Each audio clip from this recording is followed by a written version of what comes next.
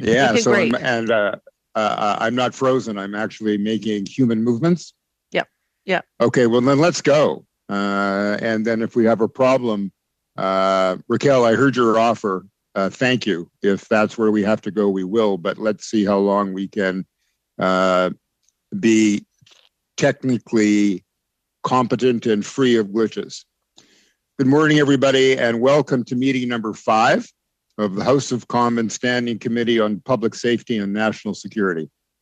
Today's meeting is taking place in a hybrid format pursuant to the House Order on November 25th, 2021. Members are attending in person or in the room and remotely using the Zoom application. The proceedings will be made available via the House of Commons website, and so you are aware, the webcast will always show the person speaking rather than the entirety of the committee.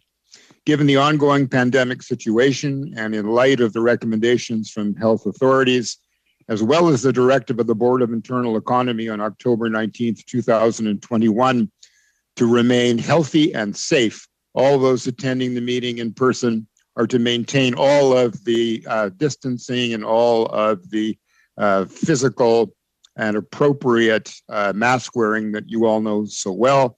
So if it's okay with you, I'll dispense with other instructions. Is that okay? Okay, thank you. For members participating in person, proceed as you usually would when the whole committee is meeting in person in a committee room. Keep in mind the Board of Internal Economy's guidelines for mask use and health protocols. When speaking, please speak slowly and clearly. When you are not speaking, your mic should be on mute. A reminder that all comments by members should be addressed through the chair. With regard to a speaking list, the committee clerk will advise the chair on whose hands are up to the best of his ability, and we will do the best we can to maintain consolidated order of speaking for all members, whether they are participating virtually or in person. Pursuant to the order adopted by the House of Commons on Tuesday, December 7th, 2021, and the motion adopted on Tuesday, December 14th, 2021, the committee is resuming its study of gun control, illegal arms trafficking, and the increase in gun crimes committed by members of street gangs. And with us today by video conference, representing the Akwesasne Mohawk Police Service, Sean Delude, Chief of Police. The Mohawk Council of Akwesasne, Abram Benedict, Grand Chief, and April Adams Phillips, Chief. Representing the Winnipeg Police Association, Maurice Sabarin, President, and Philip Néron, Detective. Up to 5 minutes will be given for opening remarks, after which we will proceed with rounds of questions. Welcome, everybody. I now invite Chief Delude to make an opening statement of up to 5 minutes. Over to you, Chief. Good morning, everyone. Thank you for inviting me here to this panel on the subject matter. I would like to take this time at this point to say that I hope that the answers I will provide to your questioning will enlighten everyone in our situation here and our situation, which is very similar across the whole country in First Nation policing. And I hope that at the end of this period today and subsequent testimonies will help First Nation policing progress as a whole in the country, not only for the Akwesasne Mohawk Police Service. Thank you.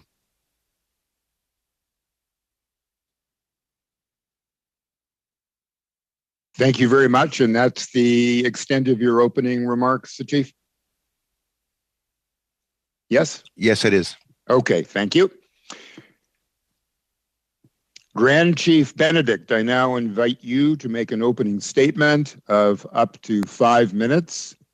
Please, the floor is yours.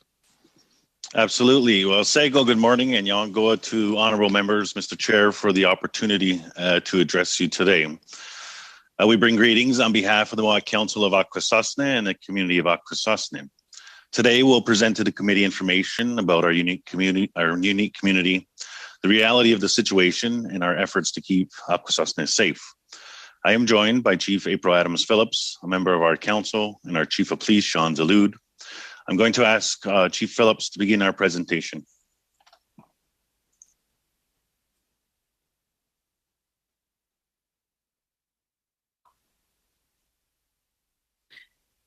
Good morning, SECU, everyone. Akwesasne is in a unique geographical setting. Today, Akwesasne is a land of borders. The international borders between Canada and the United States runs directly through our land, so that half of the community resides in Canada, in the said provinces of Quebec and Ontario, and half the community resides in the United States within the state of New York. The Mohawk Council of Akwesasne is the governing body for the Canadian territory of Akwesasne. We represent the membership of about 13,100 people. Our members live on both sides of the international border in the various districts of Akwesasne in Ontario, Quebec, and New York. If a member wants to travel from one district to another by land, we must cross the international border. The only road from Gawanoge, Cornwall Island, in Ontario to Ganadago, St. Regis in Quebec, crosses the international bridge that connects Canada and the United States. Mohawks who are going to work or to school, attending church, shopping, traveling for recreational, social, and cultural purposes must cross the international border and present themselves at the Canadian and American customs. It is not uncommon for members attending funerals to cross the international boundary several times. A funeral procession might leave the deceased's home on Cornwall Island, travel over the international bridge and through U.S. Customs to reach the primary community church, which is located in the village of the southern shores of the St. Lawrence. After Mass, they may travel back through the United States to Cornwall Island for the burial. After the burial, they may travel to the New York side of Akwesasne for a family meal before returning home in one of these three Canadian districts. Prior to COVID, Cornwall was Canada's 10th busiest port of Ontario in entry, within the proximity of 2 million vehicles crossing annually. About 70% of these crossings are Mohawks traveling from one district of Akwesasne to another. That equates to 1.4 million trips through Canada customs by Mohawks traveling in Akwesasne, or more than 100 trips per member each year. I am sure you can appreciate the laws of Canada and the imposition of the international and provincial border have serious consequences for individual Mohawks and our community as a whole. I'll hand it over to Grand Chief. Yeah, April. I want to make it clear that public safety is a priority for Akwesasne, but it is a shared responsibility. As a large advanced Indigenous community, we are in a very unique geographical location. However, we experience many challenges created by the international border. Our Akwesasne Police Service, AMPS, is part of a joint investigative team with the RCMP, OPP, SECU, and CBSA. But we need to be part of the joint forums on border activities, policy, and law development. The Akwesasne Police Service need to be at the table where decisions are made and intelligence is shared. Our collective efforts must be made while respecting Akwesasne's jurisdiction and rights. Respect and understanding of Akwesasne's authority is a crucial element in our collective success. A key component of trafficking and cross-border crimes is awareness and prevention. The Community Safety Fund is a start, but a whole-of-government approach is needed to combat crime and gun violence. It is no secret to anyone that our community is exploited by organized crime. But what we do know is that many individuals involved in cross-border trafficking do it because of the money. The Mohawk Council of Akwesasne is one of the largest community employers, followed by many small businesses. The government needs to come to the table to promote economic development, partner, and create more jobs. The Government of Canada legalized cannabis. Health Canada issued a license to the first on-reserve cannabis producer right here in Akwesasne. But still, every dollar of excise levied from our community from this licensed facility goes right to Canada. Canada needs to enter into shared revenue agreements with Akwesasne so that revenue can be reinvested into community prosperity. You already know that gun trafficking is tied to drug trafficking, but what we know is that fast money and trafficking in too many cases supports drug addiction. As many communities face an opiate crisis, especially during COVID, we share these issues as well.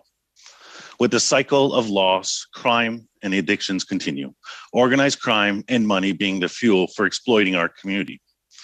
Continued government investment and willingness to work outside the box is needed. We need investments in the Akwesasne Police. One of Public Safety Canada's evaluations of the Akwesasne Organized Crime Initiative, JIT, report in 2019 recommends the continued support of the Akwesasne Police Service in building their capacity to ensure their full participation on the joint investigative team and contributing to the disruption of organized crime in and around Akwesasne. Canada must continue to invest in AMPS. We need to enhance our capacity, enhance our ability to conduct lengthy investigations, purchase new and advanced technology to have the ability to patrol the 25 kilometers of waterway within our reservation. The budget for AMPS has not seen a significant increase in the last several years, except with respect to Ontario, which has provided specific funding for 5 years to create a snowmobile all-terrain vessel enforcement unit known as SAFE. No other funding partner has invested in AMPS to increase the ability to combat crime. No other police force in Canada is funded like Akwesasne. This funding agreement causes issues like the chicken and egg theory. No government will increase supports without the other agreeing to increase because of the cost-sharing formula. In closing, I'm here to tell you that public safety is one of our top priorities. We are always open to partnership. We want to keep our community safe. Akwesasne Police need designation as essential service, as many other First Nation police services do. But we need to be at the tables where decisions are made, intelligence is shared, and the resources to continue to protect and patrol our community. That is it for my formal presentation. Yawa to the committee for the opportunity to present as well. We are open to questions. Thank you very much, Grand Chief, and I'm sure that there will be many questions. But first, I would like to invite Mr. Sabourin to take the floor for up to 5 minutes. Mr. Sabourin, the floor is yours. Thank you, Mr. Chair. Thank you to the rest of the committee for the invite to speak at this committee level. My name is Maurice Sabourin. I'm the president of the Winnipeg Police Association. I have been so for the past 8 years. I have been a police officer, proud police officer with the Winnipeg Police Service for the last 32 years, with experience in our property crimes division as a detective, our major crimes unit, stolen auto unit, and our homicide unit. I have served with our association for the past 14 years, and as I previously mentioned, as president for the last 8. Joining me today, due to technical difficulties, is Detective Phil Neyron, who is also a director with the Winnipeg Police Association, and I felt it was necessary to draw upon his experience. He is a detective within our Guns and Gangs unit, which is appropriate for the topic for today. He is a police officer with 20 years and is as I said previously, a director of the Winnipeg Police Association. Once again, I appreciate the opportunity to weigh in on the topic today, Bill C-5, which I believe is very well intentioned when you take into account public safety and gangs and the smuggling of guns. I do have some concerns about C-5 as it does possibly not take into account the possibilities that could flow from this bill. Public safety for us in particular is paramount. I think we are arguably one of the most violent jurisdictions in the country.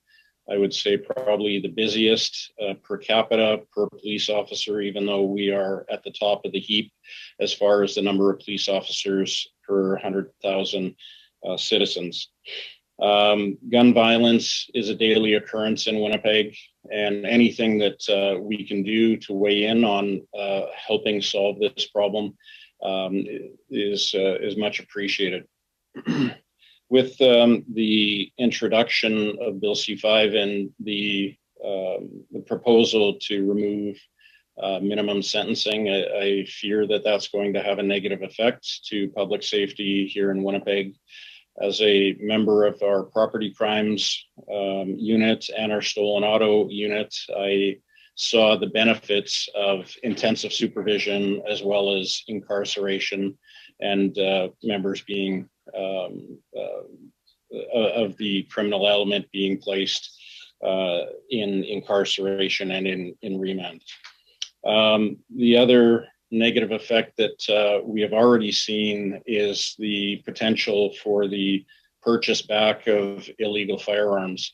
What we are seeing on the street nowadays is, as a result of that proposal, illegal firearms the cost has doubled, and which creates more of a opportunity for gun smugglers when the possibility of a 300% profit over a 100% profit is a opportunity. People are willing to take more risk in smuggling of firearms. In addition, the firearms registry obviously has its pros and cons. The pro would be that there should be a better tracking of firearms when it comes to the purchase and resale of firearms. That is beneficial. Unfortunately, the legislation could use some bolstering in that area. But I think for the majority of the offenses that are being committed on the street, it's not the legal gun owners that are committing these offenses, and the majority of the firearms that are being seized are not legally registered. Winnipeg in particular is seizing pretty much the same number of firearms that is being seized in Toronto. I'm more than happy to expand on any of the statements that I have made, but that brings my opening statements to a close. Thank you very much, Mr. Sabran. We appreciate those opening remarks, and right on time. So I will now open the floor for questions. The beginning of the first round for a 6-minute slot.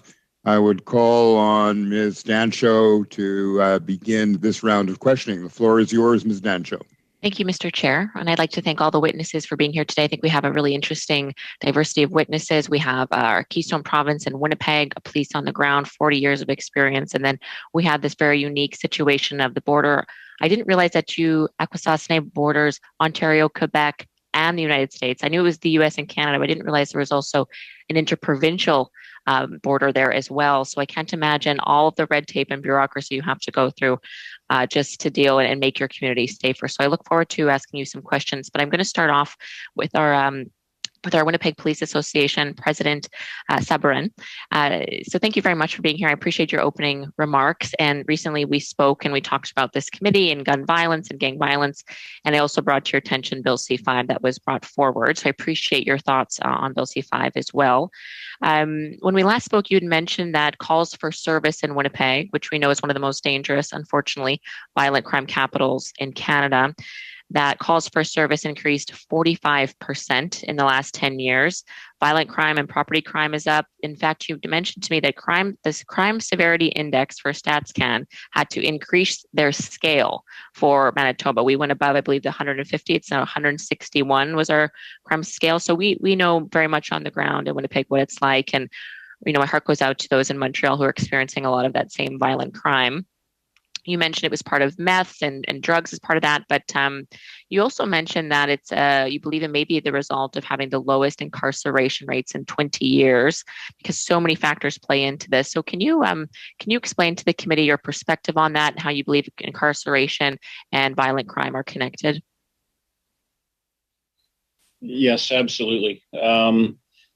What I have found in my experience is that when offenders are kept off the street, that's when we see crime rates starting to diminish. I did mention that we're experiencing the lowest rate of incarceration in nearly 20 years, but what we also see is issues with the bail system here in Manitoba. You'll quite often hear the term revolving door, where offenders are not kept in a remand or kept in incarceration until court dates. And typically that results in further crimes being committed by those same individuals. I can't remember the statistic on rehabilitation, but I believe the statistic on that is unless a individual is sentenced more than 5 years, that rehabilitation is not likely. I've been involved with many units, one being the stolen auto unit, which included intense supervision. So we basically took the issue out of the hands of the courts. Intensive supervision, because at one time Winnipeg was number one, unfortunately, and we're not proud of that, number one in auto thefts in the country. We were experiencing close to 35 stolen vehicles per day, and the courts weren't helping at the time. So the Winnipeg auto theft suppression strategy was implemented, which involved expedited warrant systems, a partnership with probations, a partnership with crowns, where if a breach of probation occurred, that person was put into incarceration within a day. Right. And you had sort of, when we had met previously, mentioned that the reason auto theft is so linked to violent crime and gun violence is it's often young people, you mentioned as young as 8 years old, are recruited into gangs. They sort of start them off like, go steal that car. And then it just goes, they go down a rabbit hole of crime from there. And I know that police believe, prevention and helping young people, stopping them, providing other resources to stop them from going into gangs. When they steal their first car, that's when you got to get them and divert them on a better path. I did want to, we just have about a minute and a half left. I did want to ask you a little bit about police morale. You mentioned a massive increase of calls in the last 10 years, and yet there's not much more police resources. In fact, you said there's less police officers on the street now. So do you think, for example, just very quickly, the federal government is bringing in a firearm buyback program. Do police have time to go and institute the federal government orders for this buyback, or should their time be better placed fighting violent criminals and gun violence? I would completely agree with that, that we do not have the resources. You're right. Our complement in the last 6 years has decreased by over 100 police officers. And we have become a completely reactive service. There is no proactive, there's no patrolling a back lane anymore to, curb gang violence or gun violence. So the unfortunate thing is that we could use more resources on the street, but also more resources for social programming. Because if we can get to those kids early, then that and prevent them from entering a gang or continuing to be involved in a gang. So I believe that funding for that buyback program could be diverted to those social programs. We have a member, and I can't remember the exact term for their position, but it is a gang intervention, I believe. We have one member that is dedicated to trying to get kids to get out of the gang life and do something positive with their life. One person for over 700,000 citizens in Winnipeg. So definitely funding is required, and it would be very much appreciated to curb some of those gang initiatives.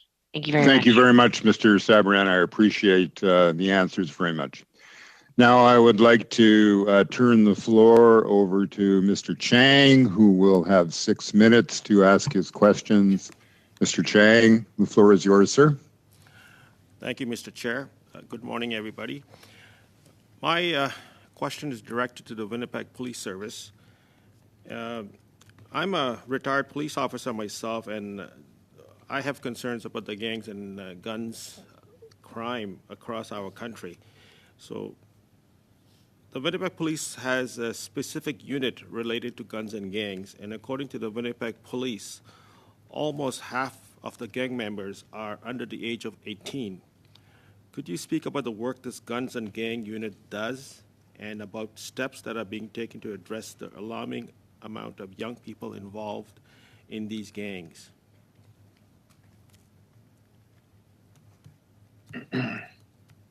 Yes, sir. I don't have specific statistical information in relation to that. Unfortunately, I think a lot more work could be done in addressing the young age of the members that are in gangs. Like I said, we have one dedicated person that is working with youth to try and get them out of the gang life.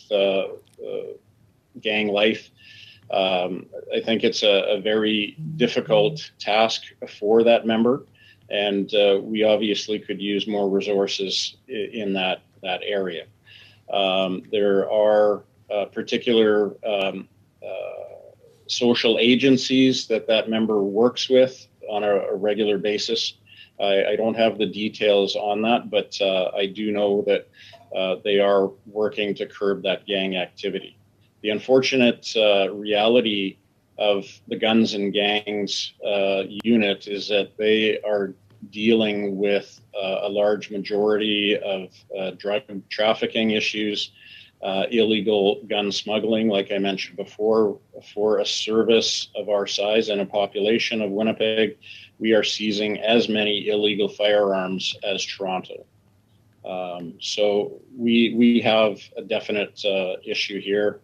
Budget issue is one thing, as far as not having enough resources to adequately deal with all the social and economic problems that we face, and I think we're fairly unique in Winnipeg as well. So unfortunately, more needs to be done, and unfortunately, it comes down to having the resources when we are on average in the past year, I believe our numbers are 600,000 calls for service. So that's almost one call per citizen per year. Thank you. Thank you very much for your answer. You had mentioned earlier about the cost of guns tripling in Winnipeg, the cost of illegal guns tripling in Winnipeg. Have you heard locally if there was any talk about the gang members renting the guns instead of buying them, and is that a reality happening there in Winnipeg? That statistic, again, I am unaware of, but I could turn the microphone over to my colleague, Detective Phil Neyron, who would have a better idea if that is something that is occurring here in Winnipeg. I'll just turn my computer screen over to capture Detective Neyron. Good morning.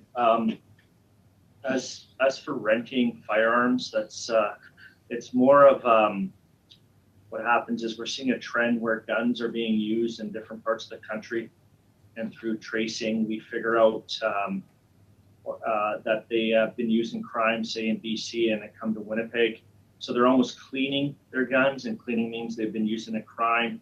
A gun is a commodity. Instead of throwing it in the river or hiding it, they're selling it, making a profit.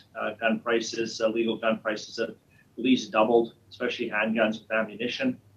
And then they ship them to different parts of the country where they make a profit. They technically clean the gun. They have money for a new gun, and that's kind of what we're seeing. Thank you very much for your answer on that. I understand Manitoba, like Winnipeg Police, is involved in the Manitoba Turnabout program for children under 12 who have come to contact with the police or with the law. Could you provide more information about this program and the partnership in places between in place between the provincial agency and community groups and local police service? And has this program been helpful for Winnipeg Police Service itself?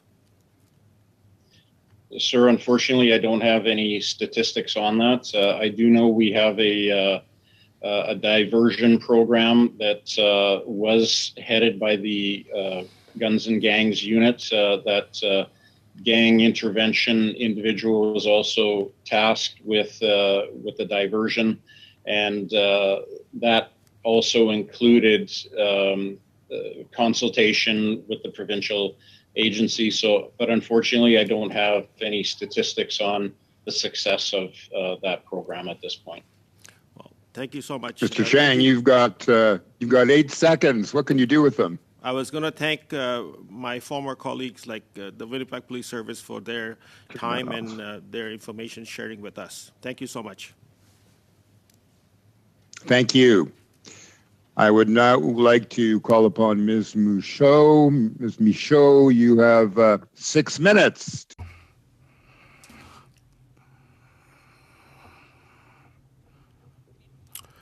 Thank you, Mr. Chair. I would like to thank your witnesses for being here today. Thanks for accepting our invitation.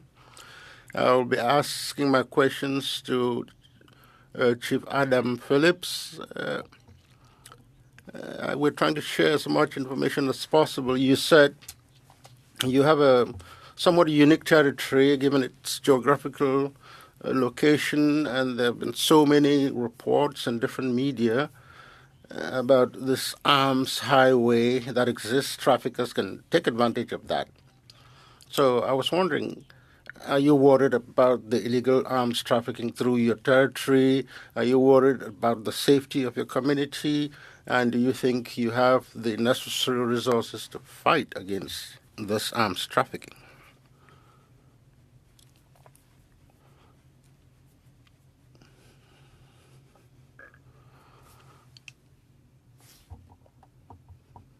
Je veux juste faire certain. I just want to make sure you're saying that the questions are being asked to Chief Benedict and Chief Phillips. Well, feel free. You can add something. I think I'm better placed than them to answer those questions. Given the geographic location, yes, certainly this makes more money for people that get involved in such activities. Now, are we well to fight this trafficking? The answer is no. We don't have the necessary personnel to make sure that there is 24-hour surveillance and all the issues that lead towards the St. Lawrence. Our territory is divided in 3 territories, as the Grand Chief mentioned. There is a Quebec part, Ontario part, and there is a part based in the United States. And this makes our job very daunting.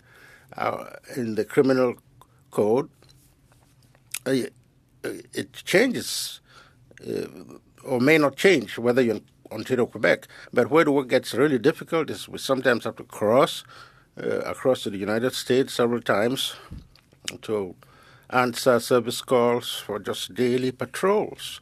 And criminals that are crossing our territory for criminal purposes are aware of this.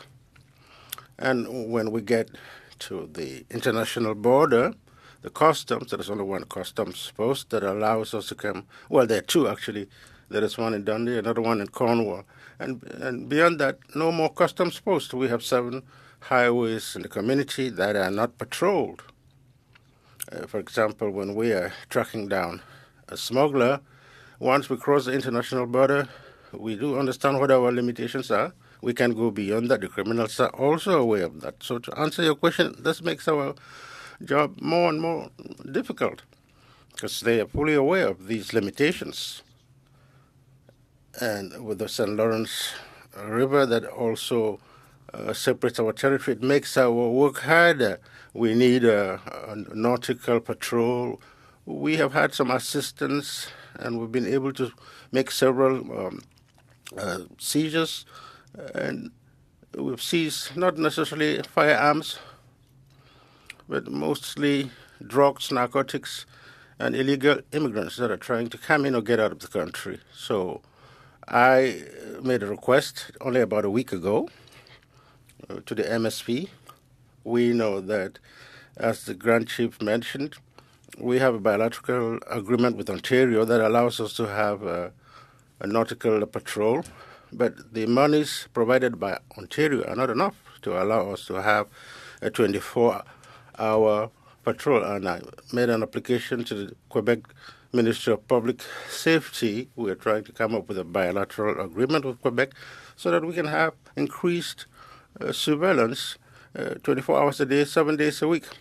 We must remember that, yes, sometimes the river freezes, but our smugglers know when exactly and how to use skidoos or cars. Sometimes there are certain portions that can be open, and they even use boats.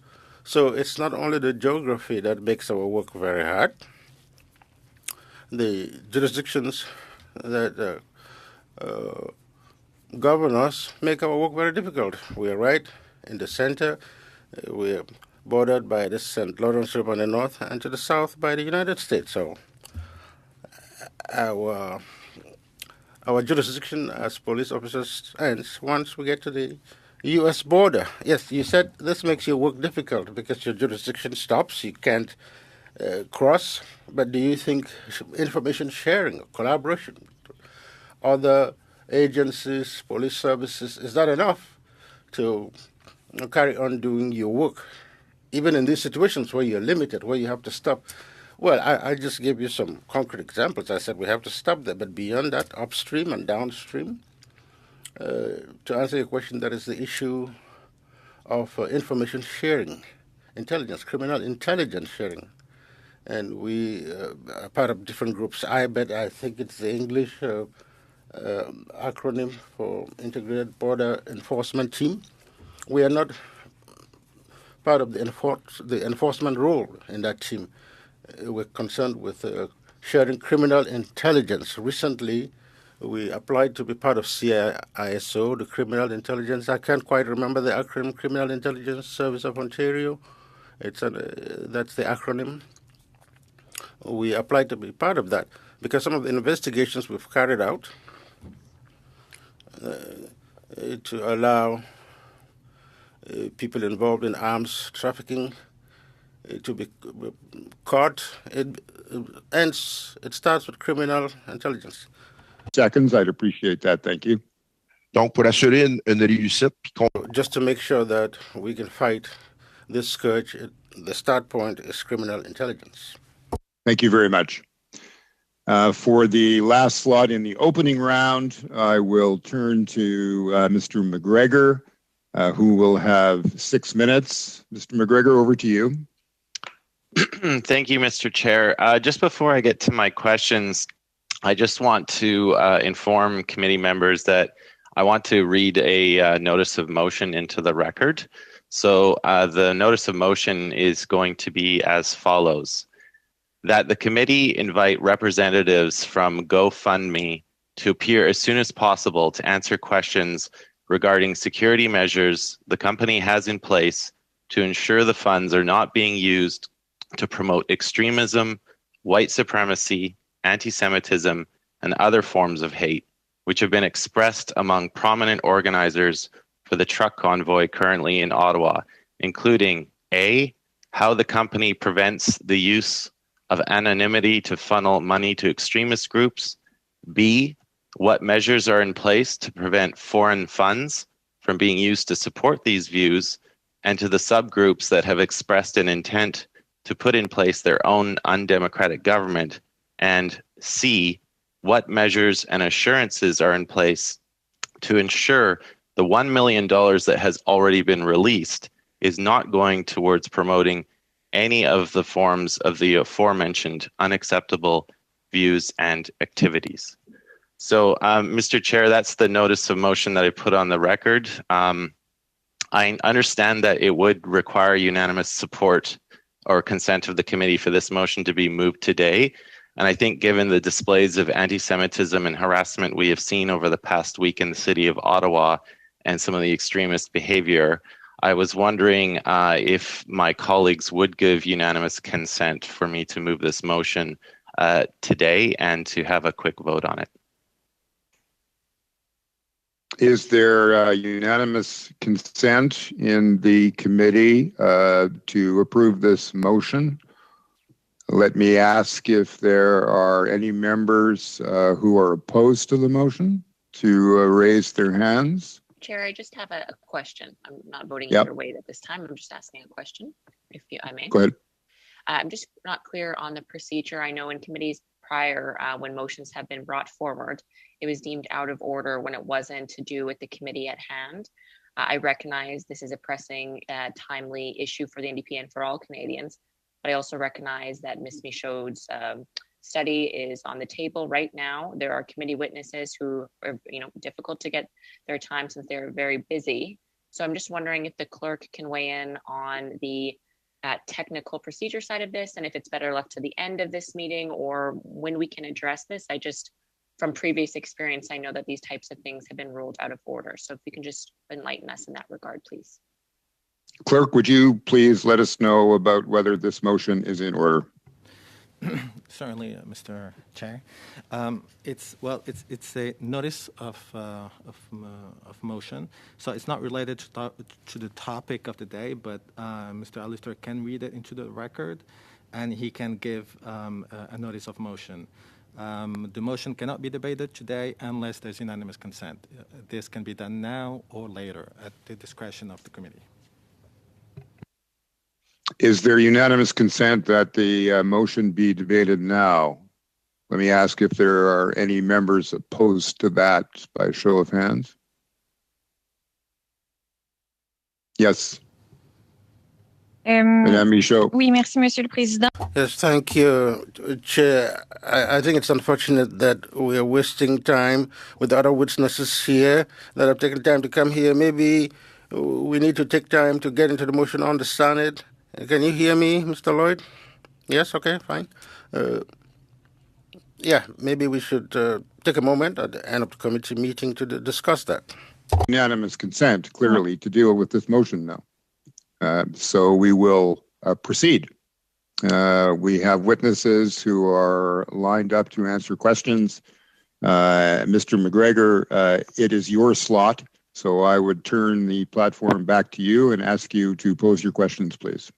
Thank you, Mr. Chair. And I just want other committee members to know I'm going to be respectful of their time. I have been keeping track of this intervention. So I'm just going to limit myself to one question to the Akwesasne. I'm not sure which of you would like to take a crack at answering this, but in the ministerial mandate letter for the Minister of Public Safety, there was a commitment there for the minister to continue working with First Nation partners to co-develop a legislative framework for First Nations policing and to continue to engage with Inuit and Métis on policing matters, and that the minister would be supported by the Minister of Indigenous Services and the Minister of Crown Indigenous Relations.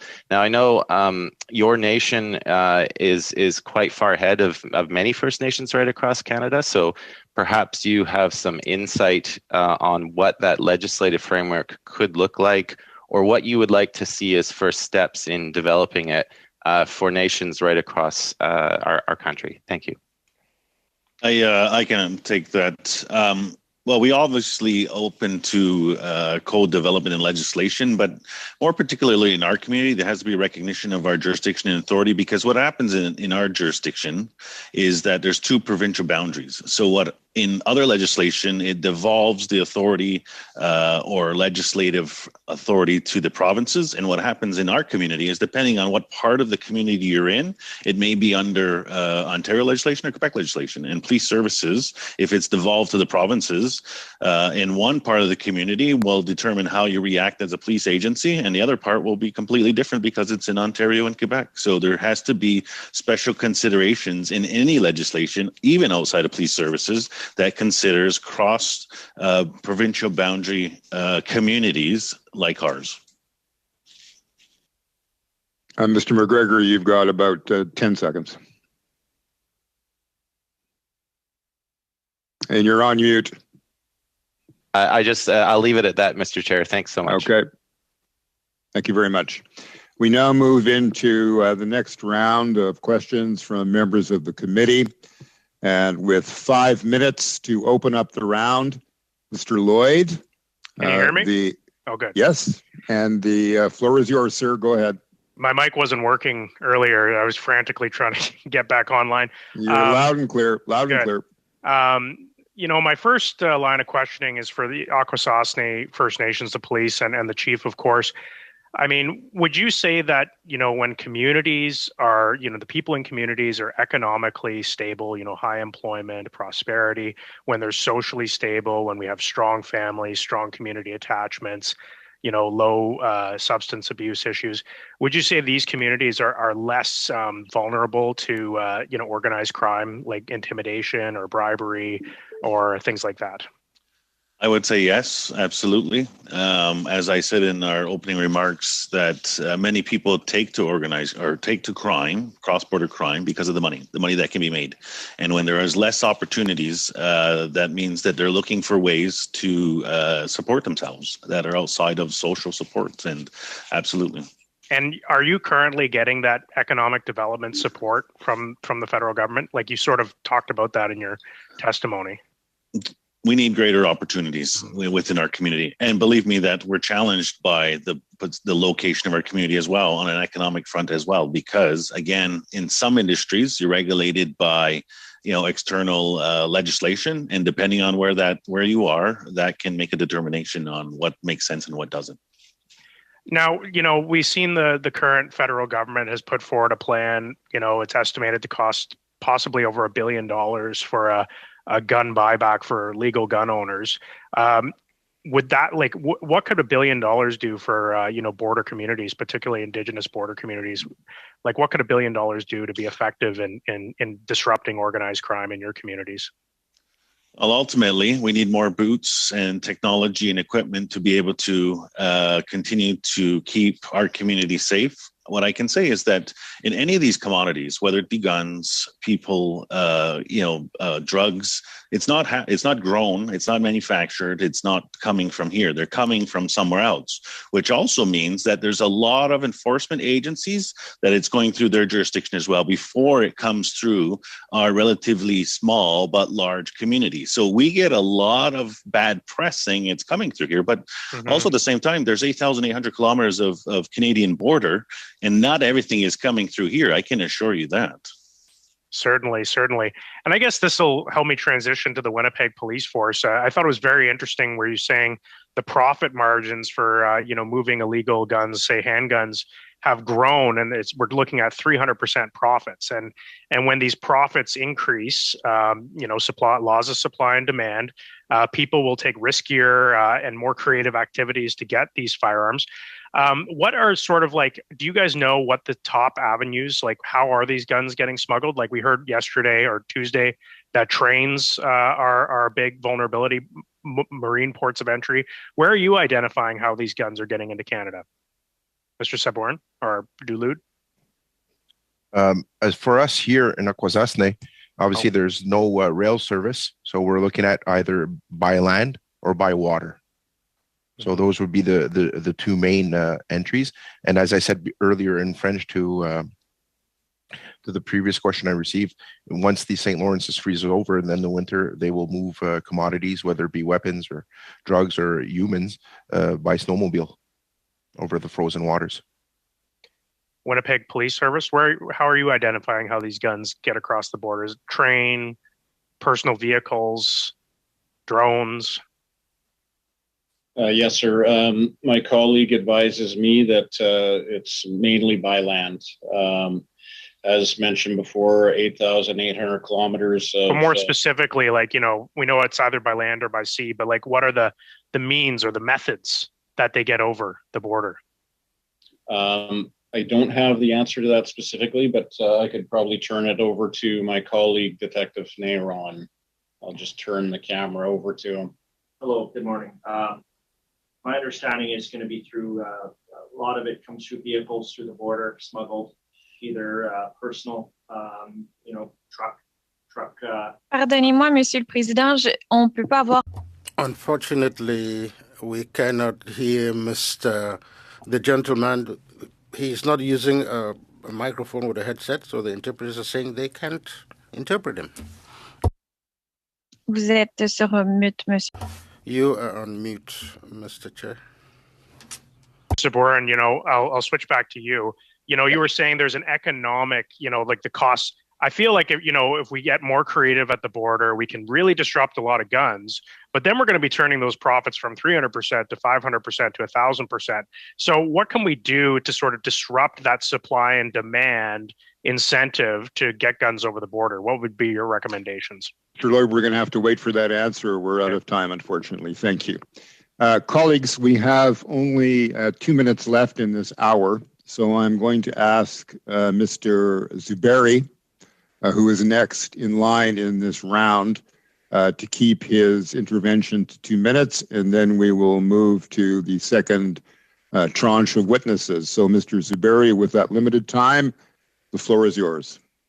Thanks to all the witnesses for being here. I'd first like to start off by saying that I'm speaking to you from Montreal, from the Kanien'kehá:ka Nation, historical territory of the nation.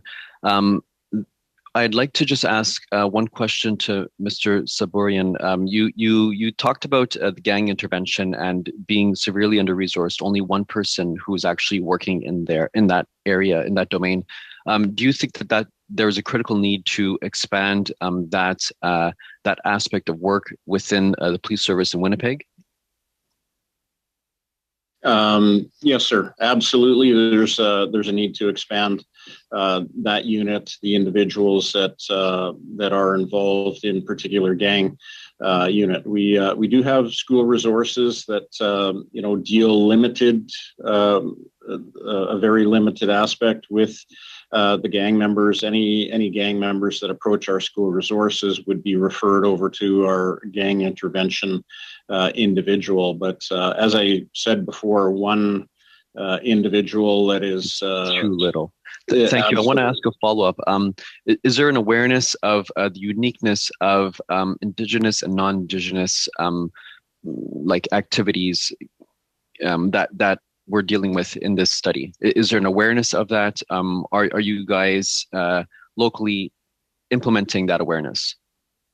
Yes, that is. There is regular training that is done with the General Patrol members in particular, as well as our Guns and Gang unit. The unfortunate thing is that training is fairly limited, and it may be professional development day that our General Patrol shifts would attend on a regular basis. However, COVID has prevented us from doing those large gatherings.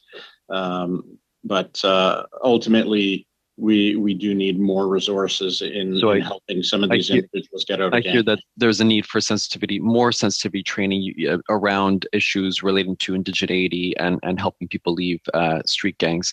Thank you for that. I believe my 2 minutes is up. Thank you, Mr. Zuberi. Exactly are to the second, literally. Well, thank you, colleagues. This ends the first hour of our meeting this morning. I would like to thank the witnesses very much for the generosity of their time, their insight, the accumulation of so many years of experience. So on behalf of all members of the committee, thank you very much for your contributions to this study. Colleagues, we now move to a second hour to introduce individuals who will be making a presentation, followed by questions from members of the committee. We will be welcoming Mitch Bourbanière, outreach worker for the Ogajita Pimatiswin Kinamatasuin from the Bear Clan Patrol. We will be welcoming Kevin Walker, who is the interim executive director. And from the Native Counseling Services of Alberta, Marlene Orr, chief executive officer, and Nicole Whiskeyjack, community coordinator. They will have up to 5 minutes for opening remarks, after which we will proceed with rounds of questions. Mr. Welcome to all of you. Thank you for being with us today. I now invite Mr. Bourbalnière to make an opening statement of up to 5 minutes. Sir, over to you. If I may interject, Mr. Chair, yes. if possible, if you could suspend for a few minutes, we need to let the witnesses go from this panel and then invite the witnesses from the second panel in and sound check. You need a changing of the guard. Yes, sir. Okay, what do you need, 5 minutes? Give or take, yes. Okay, colleagues, give or take 5 minutes. The meeting is suspended. Thank you.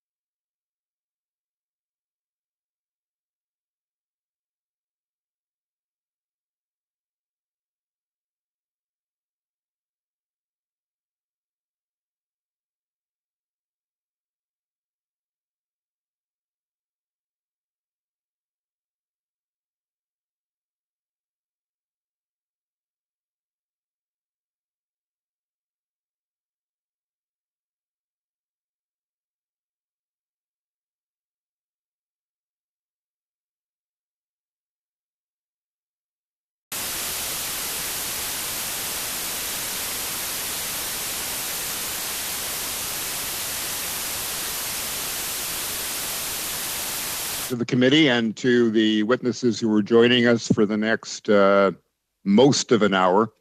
Thank you very much for offering your wisdom and your expertise to us. All of the witnesses for this hour have already been introduced, so I'll go right to Mr. Boupanière and ask him to make his opening statement, up to 5 minutes. Sir, the floor is yours. Thank you, Mr. Carr, and thank you to all of you for doing this important work. My name is Mitch Bourbonniere. I'm coming to you from Winnipeg. I am a worker for a gang diversion, gang exit program called Ogijita Pimatswan Kinamatwan, or OPK Manitoba.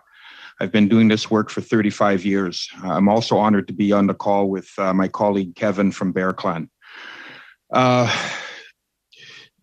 There has been, from our standpoint, an increase in gun violence in Winnipeg.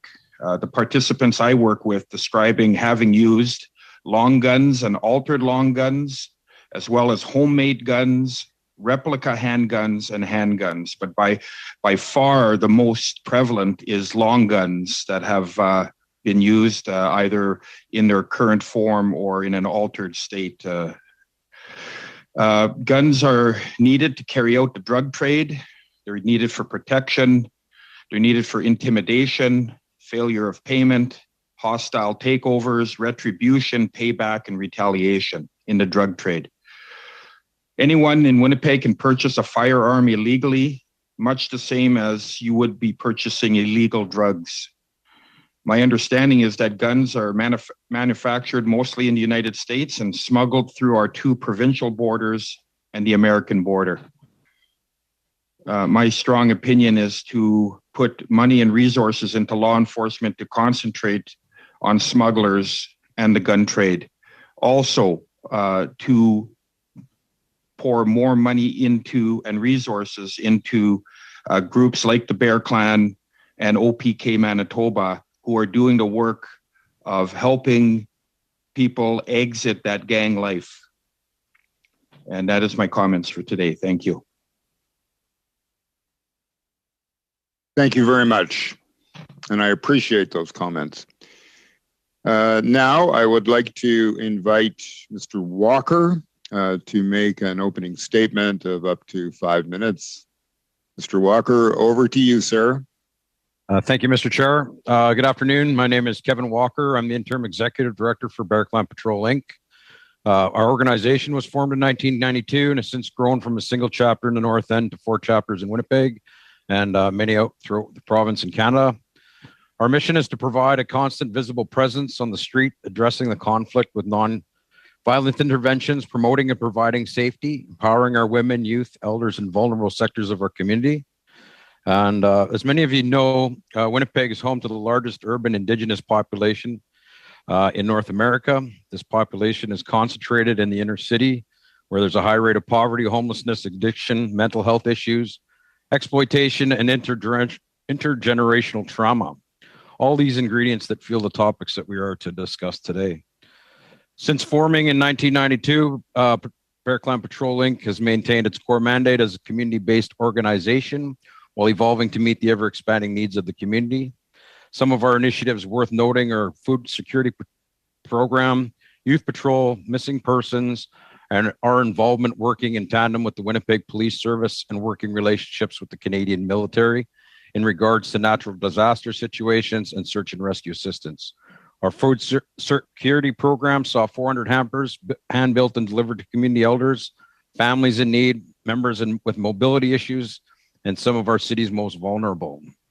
Unfortunately, without core funding, we're not able to maintain this initiative at this level. Our food den, however, does serve 300 to 500 people daily at the door with donations from our community allies such as Costco, Red River Co-op, Sobeys. Food security can aid in family cohesion, better physical and mental health, which in turn equals a healthier community. We have introduced a youth patrol with some cultural programming with activities ranging from medicine picking, beading, painting, and other land-based activities. This program will be the future of our organization, and we hope to inspire and engage our youth throughout the city and hope to continue this with the appropriate and adequate funding. In Winnipeg, our missing persons has been ever increasing, which we saw the demand to become involved.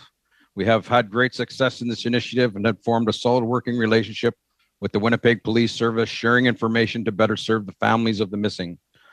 Our newest initiative is our involvement with the Canadian Forces, especially the 17th Wing. They have been participating in our patrols, and we've been looking at ways Bear Clan to assist in natural disasters, search and rescue situations. With the proper training and protocols, we believe we can be an asset and a liaison in the northern communities. Bear Clan achieves success in our communities by being a non-violent, non-threatening organization that has earned the trust from the community by being consistent and getting respect by giving respect. At Bear Clan Inc., we strive to empower our women and youth. All patrols are female-led. We have proudly put in place a youth patrol and program. Over the last several years, we have seen a rise in violent crimes in the city and most notably in the North End. Bear Clan is doing their due diligence when it comes to our involvement with gun control. Any matter in which firearms can be removed from used in any violent matter is applauded. An example of this and of the trust we have within our community is we've had a fully loaded handgun with ammunition turned in, which we immediately contact the Winnipeg Police Service for removal and disposal, along with many improvised weapons. In relation to gun traffic, and our relationship to that is seeing the ever-increasing use of firearms within the city and many other communities throughout the province and countries. Guns seems to be more available and accessible to the criminally orientated. What we see with gun crimes committed by street gangs is the tragedy and heartbreak from those affected by gun and gang violence. Bear Clan has attended almost every vigil for those impacted by gun and gang violence. It's with these tragedies we have devoted a youth patrol with programming in place. And with proper core funding, we may be able to provide and fulfill the need for acceptance, to feel that sense of family, and to give our youth the opportunity to grow and prosper in a safe environment to one day become the next generations of leaders. Thank you, Mr. Chair, for the opportunity to speak on behalf of Bear Clan Patrol. I'd like to say a big thank you to Mitch Bourbonnier for always being in the neighborhood and being a brother to us, the Bear Clan. We really appreciate that, being out there with us. Thank you to all the participants involved in this discussion. Thank you. And thank you, Mr. Walker, and through you to the very important work that you lead in our city. Thank you. Thank you. Now I would invite Ms. Orr from the Native Counseling Services of Alberta to take up to 5 minutes to give us some introductory remarks. Ms. Orr. Good morning, ladies and gentlemen, and my Indigenous colleagues. Thank you for being here today. My name is Marlene Orr, and I'm speaking to you from Amiskwaciwa-Skagen, the Cree name for Edmonton, Alberta, and Treaty 6 territory. I'm here to share what I've learned about gangs from my many years of working with Indigenous offenders in the federal and provincial correctional systems, as well as working in Indigenous communities with individuals trying to exit gang life. Dealing with challenging behaviors from gang members who are incarcerated to helping gang members exit that lifestyle are some examples of the work that I've done with Indigenous gang members. I was invited to participate in the Alberta Gangs and Guns Network to link with government, police, and practitioners. The first question I asked was why the Edmonton Police and RCMP were not a part of this initiative. There was no one who could answer that question. When I met with a member of Edmonton Police Services lead team and asked the question, I was told that police are tired of the ineffectiveness of networks like this in the past that fail to make change, and that these initiatives start up every couple of years but go nowhere. How do you have a guns and gangs network without police involvement? This individual was someone I respect highly for really doing a lot of work in understanding Indigenous criminality and gang involvement, and for the research that he's done in linking historic trauma and victimization to criminality. How does historic trauma feed into gang activity? The means in which Indian residential school survivors parented children is directly related to how they were conditioned with violence and abuse in the schools. Prior to Indian residential school involvement, parenting and raising children involved many others in the community who taught the values embedded in natural laws, values of kindness, respect, humility, sharing, self-determination. Indian Residential School replaced the nurturing of community with control, violence, abuse, identity shame, loss of connection to family, community, and nation. Survivors of Indian Residential School parented their children the only way they were taught, with violence and abuse. This intergenerational violence, combined with other colonial impacts like community poverty, loss of cultural identity, blatant racism, and lack of opportunity for education or employment, has left Indigenous youth powerless and hopeless. Involvement in child welfare systems that separates families, punish children and parents for historic trauma behaviors, and continue to traumatize our people leads youth directly from foster care to the prison system. Normalization of violence through learned behavior, poverty, whitewashing Indigenous history, racism, systemic racism, and trauma leave Indigenous youth disconnected, feeling oppressed. Gangs prey on this. They exploit trauma-based behaviors like alcohol and drug addiction, as well as exploit the deep longing for cultural identity and a place to belong. Gangs take concepts of historical identity like warriors and twist them to their advantage. In the prairies, Indigenous gangs control the institutions. Even gang members with international links and might know that their status doesn't get them protection in federal institutions in Canada. Paying Indigenous gangs to protect them is a usual practice. The overrepresentation of Indigenous people in justice and corrections has resulted in a lot of power being centralized in the hands of Indigenous gangs and the institutions. The power of sheer numbers of Indigenous gang members means strength in the institutions. So as we continue with high incarceration rates of Indigenous people, we're contributing to the gang problems in this country. Young Indigenous offenders serving their first federal sentence in penitentiaries are vulnerable to the pressure. They are targeted for membership and are taught how to be more violent and more dangerous, taught to expand their criminal skills during incarceration. Although direct penitentiary placement into Indigenous healing lodges run by the Indigenous community is possible, the ratings at first incarceration during remand make that impossible. So the opportunity to address historic trauma impacts, build pride in cultural identity, and replace perverted versions of Indigenous values imposed by gang members with true teachings. Thank you very much. We're out of time. If you can just wrap up your final thought in a few seconds, I'd be very grateful. Thank you. My concern is that as more funding becomes available to address historic trauma in Canada, that funding will be directed to non-Indigenous organizations who don't understand our communities, who don't understand our trauma, and have no connection to the people that we serve. Healing dollars for Indigenous people needs to be directed to Indigenous groups. Thank you.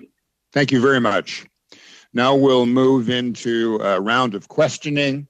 The first questioner will be Ms. Dancho, who will have 6 minutes. Ms. Dancho, the floor is yours, please.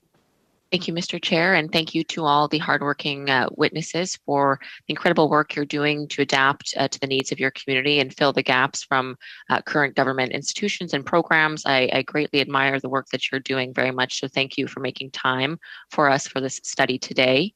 And Mr. Walker, it's been a pleasure to get to know you and the Bear Clan over my time as Member of Parliament, representative for Winnipeg. And as I mentioned to you previously, one of the first things I did when I got elected was go walk with the Bear Clan, although I chose a day like today in Winnipeg to go and walk in the community, pardon me, and it was very cold. So I really admire everything that you guys are doing on the ground every day, and thank you for your work. When we last spoke, you mentioned, I find that the model of Bear Clan very interesting, and I Winnipeg can understand why it's being duplicated across the country. You said that it's women-led. The Indigenous matriarchs in Winnipeg are coming together and creating this phenomenal program on the ground. And in your opening remarks, you even mentioned that a loaded handgun was handed over from a community member because of all the trust you built with the community that you represent and support. That handgun was handed over, and you're able to give it to the police. And I just wanted you to elaborate a little bit more on what you see on the ground and what you feel needs to be done to stop the rising violence in Winnipeg. Of course, you know that it's a lot of young people that are getting sort of glamorized into gangs. How do we stop that from happening? Oh, I know for ourselves, we're trying to put together a youth patrol program so we can work with our youth. I think that is the key for everything, is to start with getting our youth involved. I know when I was growing up, sports was a very big influence with keeping me out of trouble and keeping me busy. I think that's what's happening today, is the kids aren't getting outside, getting busy, getting involved in sports. And it doesn't have to be necessarily sports, getting involved in something that they're passionate about, so that they can really grow and prosper. That's the key for us. Yeah, and from what I'm hearing from some grassroots organizers is that, the government programs, they may send social workers or other government representatives who are very knowledgeable and have studied how best to approach these situations. But at times, it sounds like if you're not from the community, that trust of a government official isn't there, and that penetration to sort of bring them over to the good side, to get them on a good road, is difficult. So can you explain sort of that gap that Bear Clan fills, and how you're able to relate to them on a human level and speak directly to them and bring their walls down? Well, from my experience, I walk 5 nights a week with the North End. I'm on the ground with my people. And, for us, it's about being consistent, being out there and engaging with the community members at their level, meeting them at their level, not going there to try and change what they're about, just trying to meet them at their level, meet them at their needs, supply them with the resources that they need. Right now in Winnipeg, with the COVID and everything going on, resources are being stretched thin. Everybody's doing their best, and we're trying as well to make a difference. Mm-hmm. And are you seeing from your level and from the community that you're talking to, are you seeing an increase of weapons use, like firearms? Are you seeing more of that on the streets, and drugs as well? We know the drug deaths are going up in Winnipeg. Yeah, we see a lot of that with the rise in improvised weapons, handguns use. Violent crimes is on the rise for sure. And it's all to do with everything stems from poverty, trauma, and things like that. So if we can start with programs to get the people looked after, maybe we can start working on some of the crime issues. Mm-hmm. And there's been a lot of talk of various bans across the country for firearms. Do you get the sense that the criminals who are, bringing over these young people to their gangs, do you get the sense that the criminals that you've encountered on your walks and that are in the community influencing our young people, do you get the sense that they would be handing over their weapons to police if a government ban was brought in for those weapons? I don't think so. I think the people that are using the weapons criminally won't be turning them into anyone anytime soon. We were fortunate that we have gained the trust that one time that we were able to get that one firearm off the street, but it's not like we're not taking them off. They're not delivering them to us at all. So, And how do you see sort of the influence of drug trafficking? I mean, what is that doing to our young people? And we know that that's coming across the border. A lot of that isn't homegrown hard drugs. That's something that's been smuggled in and trafficked. Is that having an influence as well? The hard drugs in the city is really, meth is getting to be a really problem in the city. Just to give you an example, we picked up since September 11,000 needles. So it gives you an idea of what's going on in the North End and surrounding areas. Yeah, I remember when I was walking with the Bear Clan and they were picking up all these needles, these used meth needles, and we found a bunch in a very fluffy snowbank, and we were all scurrying to pick them up and dispose of them safely. And it was nighttime, and I looked up, and there was a 2-story house, and we were in the backyard picking up these needles, and there was 3 little kids. Their heads were just poking out the window, looking at all the flashlights and the commotion, and I couldn't help but think, how inviting that fluffy snowbank filled with needles would have been to these 3 young children watching us. And I really thank you for all the work that you are doing. And please keep going, and please hold our feet to the fire to ensure we're providing the support that you need to do your good work. We appreciate it. Thank you. Thank you for coming Excellent. today. Great to see you. Thank you both very much. Now, for a 6-minute slot, I will turn to Ms. Demoff, who now has the floor. Over to you. Thank you, Chair. Sorry, I just wanted to set my timer. Ms. Whiskey Jack, are you still here? We didn't get an opportunity to hear from you. I know you have a very interesting story, and should we not be able to get interpretation from the headset, perhaps you could send us something in writing with your experience and recommendations that you might have for the committee. But I wondered if we could just take a couple minutes to hear from you in terms of your experience and what you think we should be doing as a federal government. Good morning. Can everybody hear me clearly? Just keep talking. It's the interpreters where there's a problem, Ms. Whiskey Jack. Oh, I see. Okay. Good morning. My name is Nicole Whiskey Jack, and I come to you today I live in Pendleton, Oregon in the United States. I come to you today with the lived experience of everything that is being talked about today.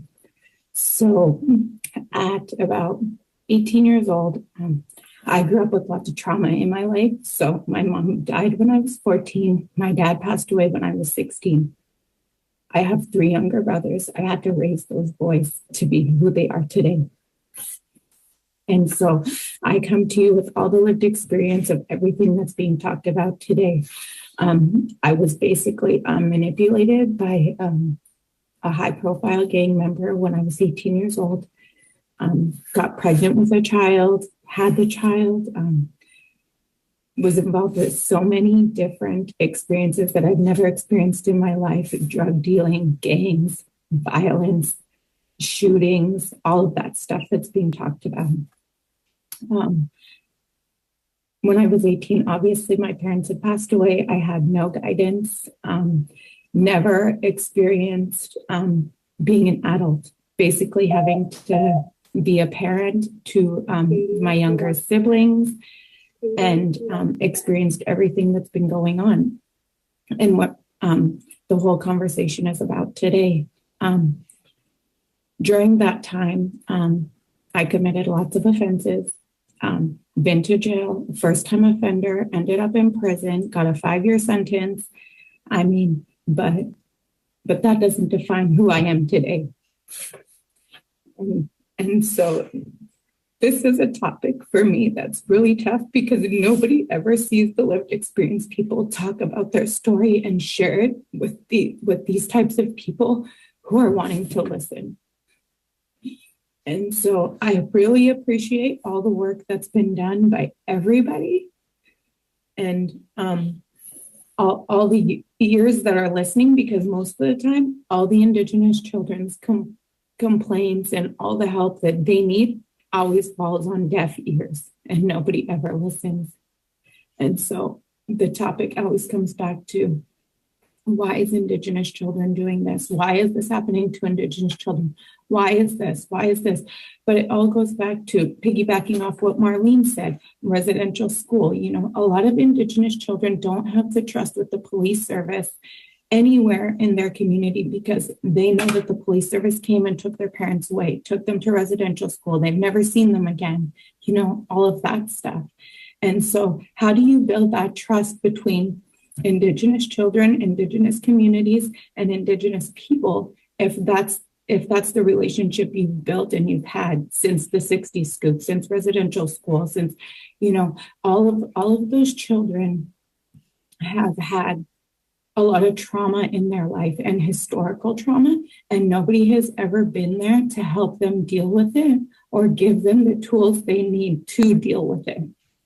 And nobody's been there to build the relationships with them that needs to be built, whether it's in school, in healthcare, in federal government, in social workers, in childcare. It's always, let's take these children away. Let's put them in foster care. Let's strip them. Let's cut their hair. Let's teach them all this stuff they don't know about or they never grew up learning. Let's take their cultural identity away. All of that stuff has been done to these children that then they lose their identity and who they are and where they come from and how are they going to make a life for themselves. And then these gangs come in and pick these kids up and build those relationships with them, and then they make them feel safe. And then guns come in the play. We'll give you this gun. This is your protection. And then they feel safe. They have a relationship and they have protection. And most of the time, that's what Indigenous children want, is a relationship, protection, and trust. Somebody they can trust and build a relationship with. Miss Whiskey Jack, I hate to interrupt you, but I only have a minute left. And I wanted to ask you a question about incarceration, because you said you had been to prison. I had the Library of Parliament do an amazing study on the mother-child program. And in 2011, 48% of the kids in foster care had mums in prison. So that connection with their kids was broken. How critical is it to deal with the number of Indigenous women going to prison, the Indigenous kids in foster care, and the link between that and them getting involved in gangs and guns and drugs and everything else? And so, like I said, when I went to prison, I was 20. Well, yeah, I was 20 years old when I went to prison. Actually, I was 21, because when I first got incarcerated, I was incarcerated in the Edmonton Remand Center. And kind of crazy story, because it was my first offense ever in my life. Never had no gang involvement, drugs involvement, nothing like that. First offense in my life. I was in the Remand Center, whole slew of charges, all the charges that come with being involved in gangs and high profile gangs and guns, and whole slew of charges. Finally, I was not able to be released on a promise to appear or be released from a justice of the peace. And so finally I'm incarcerated in the Edmonton Remand Center. I'm pregnant, 5 months pregnant with my first daughter. She's now 15 years old. Well, it's a fascinating story, and it deserves a lot more time, which unfortunately we don't have.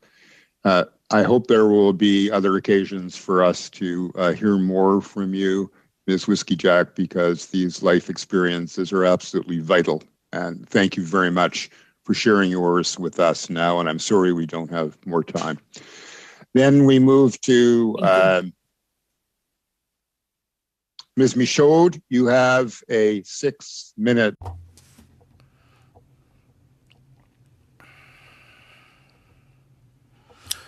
Thank you, Chair. Thank you, Ms. Whiskey Jack, for your testimony. It's very touching listening to you. I have so many questions. We have very interesting witnesses. I would rather grant you the time to continue saying what you were saying.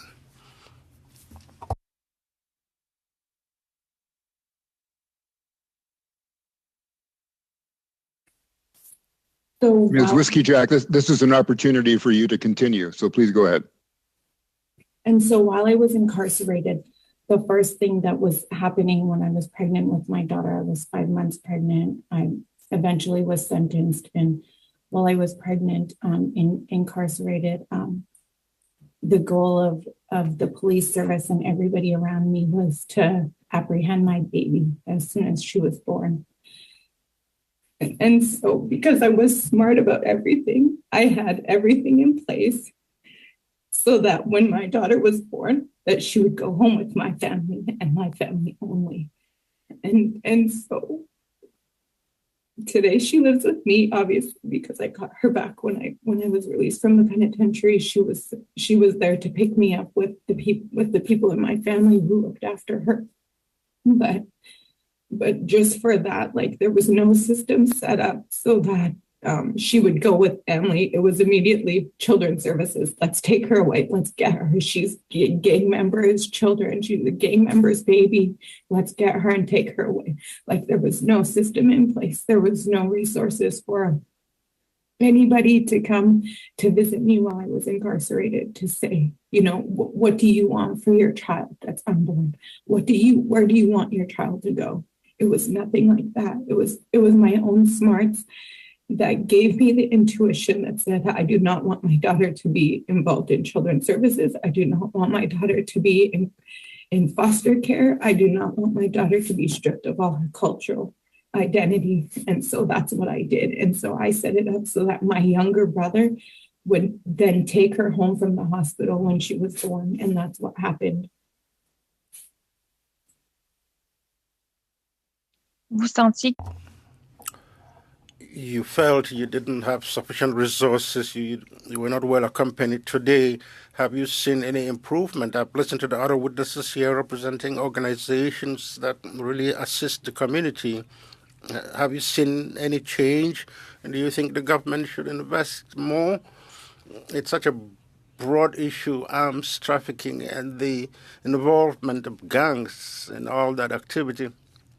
I don't think it's always investing in police. We should stress rather prevention, community work, and so on. I just want to hear what you have to say along those lines. I think the most important thing is to have people like me who, you know, when I got out of prison, I completely changed my whole life around. I disconnected myself with all of those people.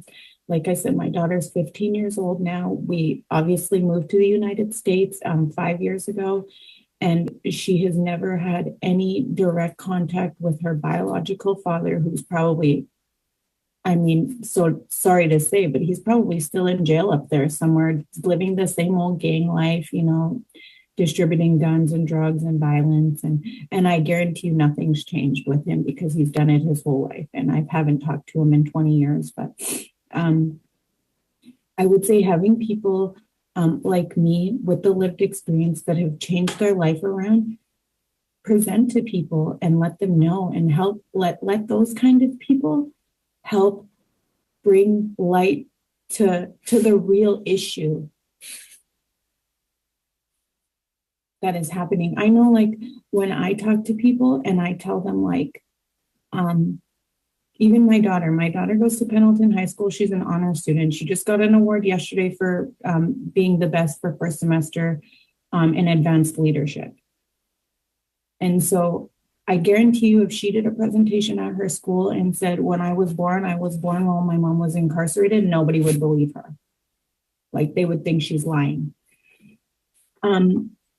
But people like me that have the lived experience and know what it's like and experience those systems, I think if those systems are really talked about on a lived experience basis, it would bring more light to the end of the tunnel on what really needs to be done and what work needs to be done. Like, when you're incarcerated, you're basically forgot about. You're free room and board. Nobody cares about you. Then nobody needs to worry about you, or they think they don't need to worry about you because you're incarcerated. And really, the federal government is who puts money into that to feed those people, to clothe those people, to, you know, for those people to actually have a place to sleep.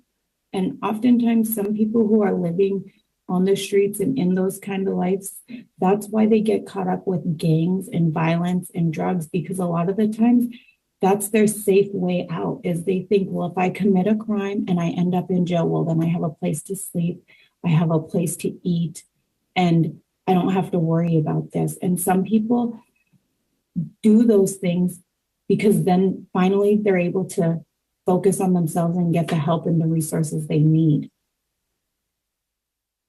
And sometimes that's a way for them to get off the drugs. Thank you very much. I'm glad that we had an opportunity to hear more fully. Thank you, Ms. Michaud, for allowing that to happen. Now I will turn to Mr. McGregor. Minister McGregor, well, look, you never know. This is a very unpredictable business we're in, but this morning you're Mr. McGregor. And you've got 6 minutes in this round to pose your questions or your commentary. Floor is over to you. Thank you, Mr. Chair. Just quickly, with respect to the motion I gave notice of in the first hour, I think I did hear some committee members express some interest in maybe discussing it. I do think this is a very pertinent issue with how GoFundMe's model operates and the anonymity of donors, especially foreign sources. I'm just wondering if there's unanimous consent from my committee members to maybe hive off 5 minutes at the end of today's meeting to have a discussion and vote on the motion. If it is the will of the committee, I'm willing to cede the remainder of my time to give us that space to do so. So I don't want any discussion at this point. I just hope I can find unanimous consent to have 5 minutes at the end of this committee meeting to have an actual vote on that motion. Is there unanimous consent? I see that there is unanimous consent. So we can then defer the discussion at the end of the meeting for 5 minutes. That's only a few minutes from now, because we are now moving within about 15 minutes of the hour. And Minister McGregor, you have given up time, but you haven't used all your time. Yeah, so in the interest of giving us that time, Mr. Chair, I will cede the remainder of my questioning time to give us that space at the end. Okay, so we're now at a point where we have to make a couple of decisions about how we're going to use the 10 minutes that are remaining. We have another round of questions, so maybe we should begin with the top of that round and ask members to cut their time in half so that we can accommodate as many as we can. The first on the list would be Mr. Van Popta. Can you do it in 2.5 minutes? We'll find out. Floor is yours. In 2.5 minutes. So thank you, Mr. Chair. Thank you to the witnesses. I have a question for probably for Kevin Walker, but perhaps Mr. Bourbonniere can also jump in. You told us that the urban Indigenous population in Winnipeg is very large. I don't really have a sense of how large that is. Maybe you could tell us that. And in relation to that, do you see any value in Indigenous policing in an urban setting such as Winnipeg? I'll let my colleague Mitch Bourbonniere to speak on this. He hasn't had a chance to speak, so I'd like to get his views on that. Thank you, Kevin. The population in Winnipeg, in terms of folks that declare their indigeneity, would be between 15 and 25% of Winnipeggers. As Kevin mentioned, in the inner city and in the north end, that's much higher. We would always, in our community, welcome more safety and peacekeeping done by Indigenous people. And Bear Clan's doing it already. And in terms of woman-led, Mama Bear Clan in North Point Douglas is also a model and a sister organization to Kevin's organization. So that's happening as well. Thank you.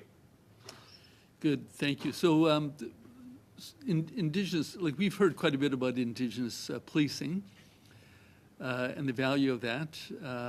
But in an urban setting, what does that look like? And are there enough resources being put to that? I think it's happening. I think Kevin's program and Mama Bear Clan are doing it. It's not policing per se, but it is peacekeeping, and it is community-led. It is women's-led. We've taken guns off the street as well in our program, OPK Manitoba. So with more support, we can continue to do these kinds of things and maybe shift the police budget away from mental health wellness checks and missing people and non-criminal matters and allow the police, to shift their budget towards smuggling and gun dealing. Good, thank you. Do you have any specific recommendations for that? In 5 seconds. Just to shift some of shift some of what police is doing over to the community organizations like Mama Bear Clan, OPK, and Bear Clan. Thank you. Thank you. Okay, now we will go to Mr. Noor Mohammed with 2.5 minutes. Sir, you ready? I am ready. Thank you, Mr. Chair. Thank you. Ms. Whiskey Jack, your testimony today is, I think, for all of us, pretty profound and pretty remarkable. You've changed your whole life. And for all of us, I think there's a lot of learning in there. So if you were to reflect now on some of what you've heard today, what would you tell us is important in terms of creating the conditions necessary for young people to leave behind the gang life? And how important is it from your perspective to make sure that we get these weapons that are being used by gangs off the streets?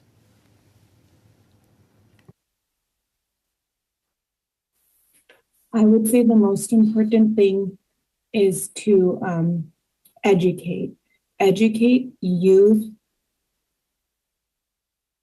to be successful no matter what their upbringing is.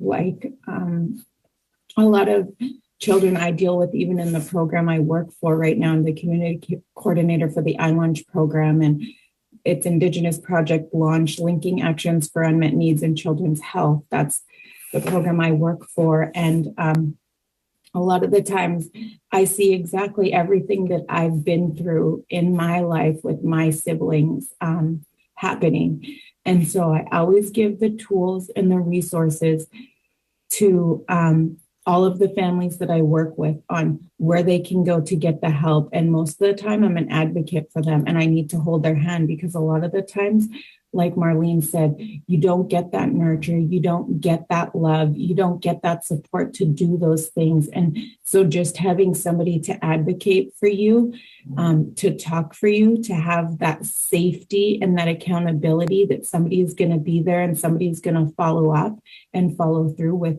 all of their expectations that they've never had before is rewarding for them.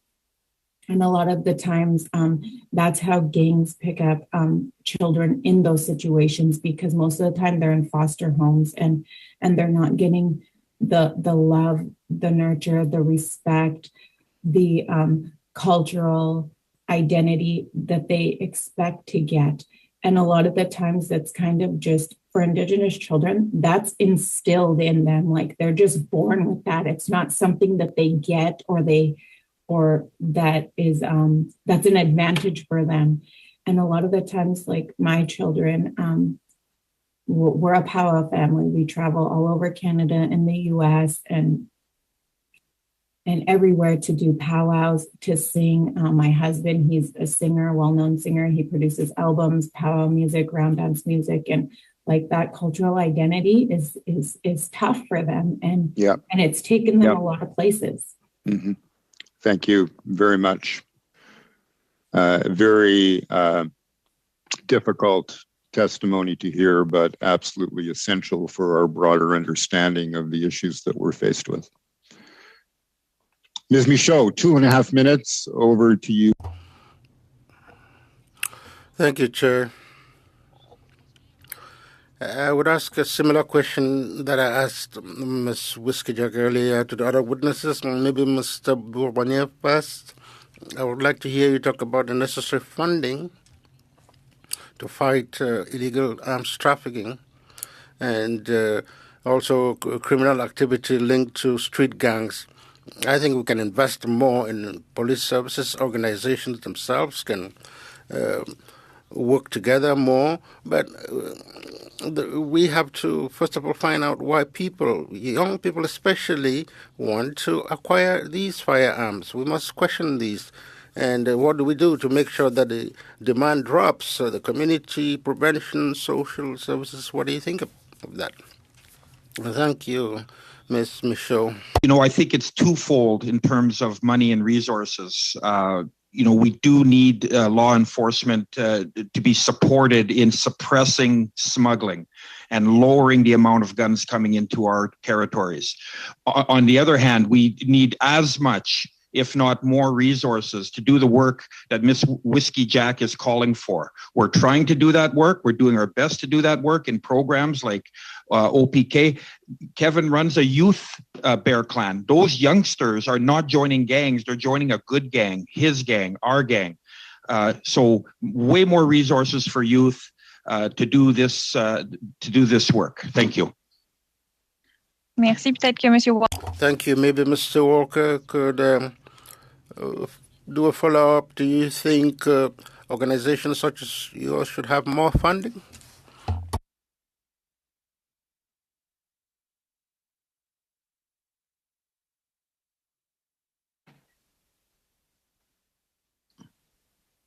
I'm sorry, I didn't get the question. Je peux recommencer. Maybe I can repeat the question. Organizations such as yours, do you think it would be beneficial that they receive more funding? Do you think right now you have the necessary tools and resources to do your work well and to make sure that as many young people as possible join the good gang, as Mr. Bourbonnier said?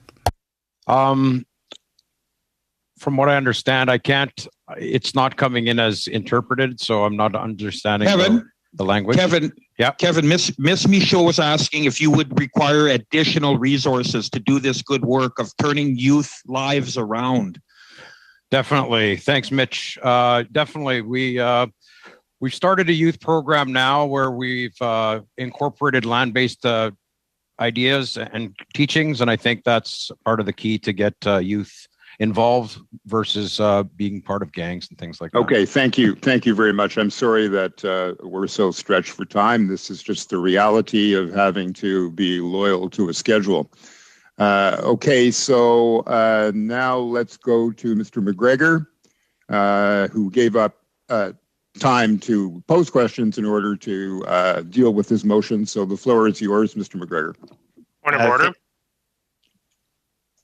Pardon me? Point of order. Do we want to let our witnesses go, Chair? Yes, the witnesses can go, and I will thank them for their generosity of time, and I'm sure that in every case we could have gone on for much longer, but unfortunately that luxury is not available to us. So on behalf of all of the witnesses and on behalf of to the witnesses on behalf of all of the committee, thank you very much for your wisdom and for your insights and your sharing. Thank you. Thank you. Mr. McGregor. Language. Thank you so much, Mr. Chair, and thank you to my colleagues for granting unanimous consent. You all have a copy of the motion. I don't need to read it into the record again, so I'll just say that I'm formally moving the motion, and I hope that we can use our time to get to a quick vote. Thank you. Do we have any comments from members of the committee? Yes. I see Mr. Nur Mohammed, your hand is up. You have the floor. Yes, thank you, Mr. Chair. I would move an amendment to Mr. McGregor's motion, if I might, to add the words FinTrack after the words GoFundMe, so that the sentence reads that the committee invites representatives from GoFundMe and FinTrack to appear as soon as possible, if that's amenable.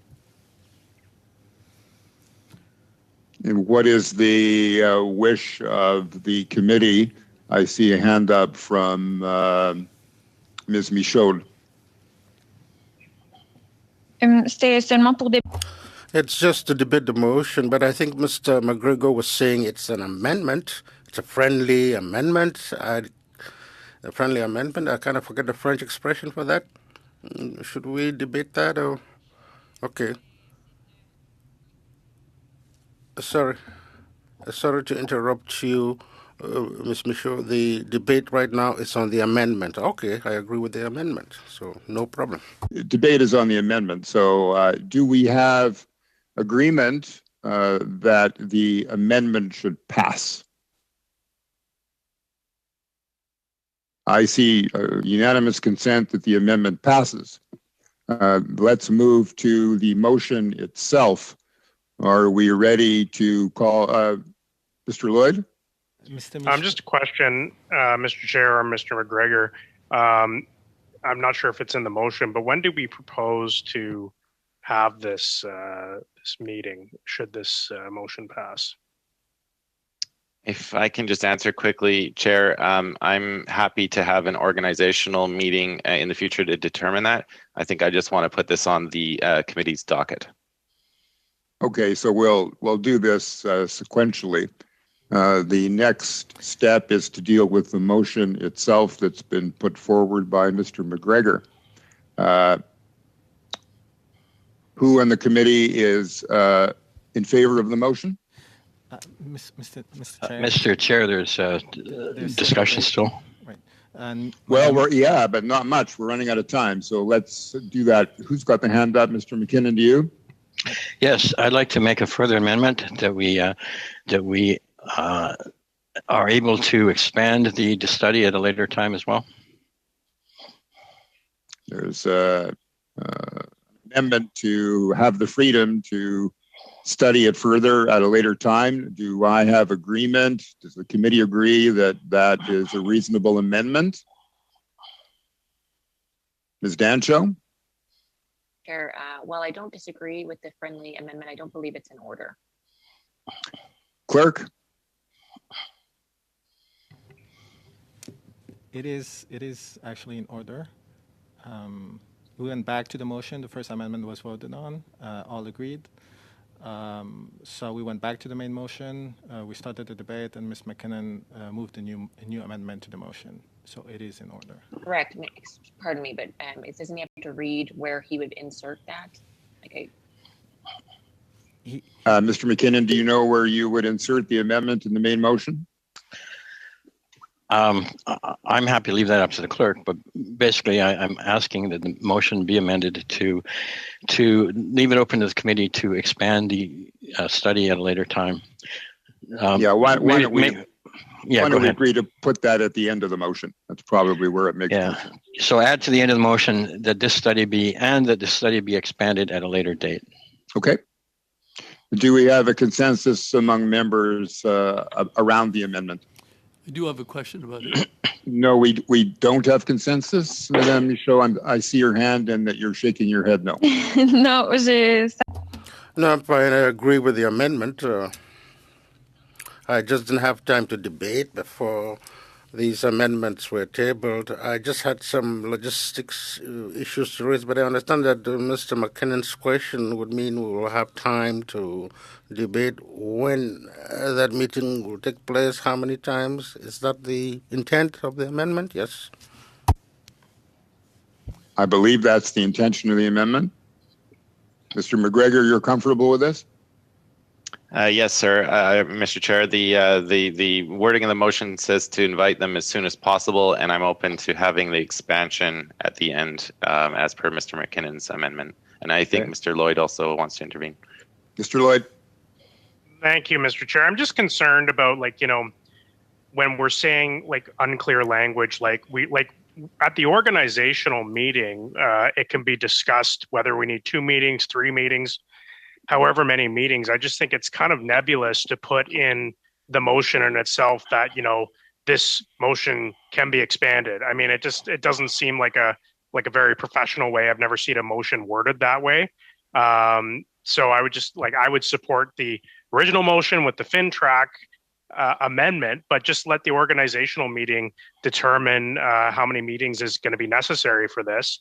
But just leaving it open that, it should be expanded. I mean, it's just I think we should try to set a clear beginning and end to this, because we've got a lot of important things that we've discussed. We've had a subcommittee working meeting where we've set an agenda for the whole year, and I would just hate to see that be interrupted with an open-ended, possibly endless committee study. Thank you. Clerk, where do you want to take it from here? You want to take it to a vote on the second amendment? Mr. McKinnon had his hand up. If he wants to speak further, otherwise, yes, we need to proceed to a vote. Mr. McKinnon? Thank you. I hear Mr. Dane's concern, except that the committee is really master of its destiny. We can expand it, or as we go on, we can put time limits later on. But I just want to make sure that this briefing from GoFundMe and so forth is not just a one-off, that we probably want to consider it. But in any case, I'm happy to go for a vote on this amendment at this time. Okay. I'm very conscious of the time. I'm respectful of your time. So on Mr. McKinnon's amendment, who is in favor of the amendment? Let me see. Clerk, you're counting? We can do a recorded vote, Mr. Chair. Go ahead. Unless Go ahead, and unanimous you consent. can. We don't have unanimous consent. So let's do a recorded vote. Do you want to read the roll call? Mr. Chair, point of order. Mr. Lloyd? Did you see anyone indicate that there was not consent? let me ask, is there unanimous consent on the second amendment? That's the question, right? Mr. McKinnon's amendment? Is there a unanimous consent that we pass that amendment? Is there anybody opposed to the amendment? Then the amendment passes. Oh, there is one. Yeah. Mr. McGregor, you're opposed to the amendment? Okay, well then we would have to have a recorded vote, correct? That's correct, sir. So clerk, go ahead, proceed with the recorded vote. Ms. Damoff?